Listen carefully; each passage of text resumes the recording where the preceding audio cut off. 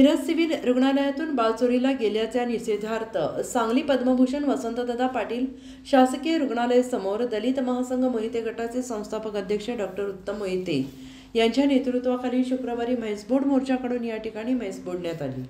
यावेळी निवेदनात दिलेले वृत्तात म्हटलेलं आहे, दिनांक 3 मे रोजी 3 दिवसाचं बाळ मिरज शासकीय रुग्णालयातून चोरीस गेलं आहे। ही घटना अतिशय गंभीर आहे। रुग्णालयाचे अधिष्ठाता डॉक्टर प्रकाश गुरव यांच्या हलगर्जीपणामुळे आणि सावळा गोंधळ कारभारामुळे बाळ चोरीस गेले, तेव्हा डॉक्टर प्रकाश गुरव यांची वैद्यकीय पदवी रद्द करण्यात यावी। डॉक्टर प्रकाश गुरव यांनी मिरज शासकीय रुग्णालयाचा पदभार स्वीकारल्यापासून रुग्णालयातील बांधकाम स्वच्छतेचे ठेके चुकीच्या पद्धतीने देण्यात आले आहेत।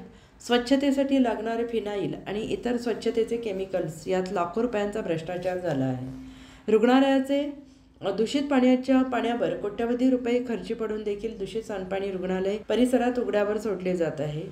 रुग्णांना व्यवस्थित सेवा सुविधा उपचार मिळत नाहीत। याबाबत येणाऱ्या तक्रारींकडे डॉक्टर गुरव गांभीर्याने न पाहता दुर्लक्ष करत आहेत। शासकीय नोकरी करताना मनमानी कारभार आणि कर्तव्यात कसूर करणाऱ्या डॉक्टर प्रकाश गुरव यांच्या कारभाराची संपूर्ण खातेनिहाय चौकशी करावी, तसेच त्यांना तात्काळ निलंबित करून बडतर्फीचा प्रस्ताव आरोग्यमंत्री यांच्याकडे पाठवावा, तसेच त्यांच्या अवैध संपत्तीची आयकर सक्त वसुली संचालनालय मार्फत चौकशी करावी। आणि या प्रमुख मागणीसाठी दलित महासंघाचे संस्थापक उत्तम दादा मोहिते डॉक्टर यांचे नेतृत्वाखाली सांगलीतील पद्मभूषण वसंतदादा पाटील शासकीय रुग्णालयासमोर म्हैस बोडून अनोख्या पद्धतीने आंदोलन करण्यात आले। यावेळी दलित महासंघ महिला आघाडी राज्याध्यक्ष वनिताताई कांबळे, जिल्हाध्यक्ष प्रशांत केदार, अमर लोंढे, नितीन जाधव, इम्रान शेख, सचिन पाटील, आकाश चौगुले, नितीन पवार, रमेश चौगुले, प्रदीप लोंढे, संध्या कांबळे, शिल्पा बनसोडे, मंगल कोळी, विशाल चौगुले आदी पदाधिकारी उपस्थित होते।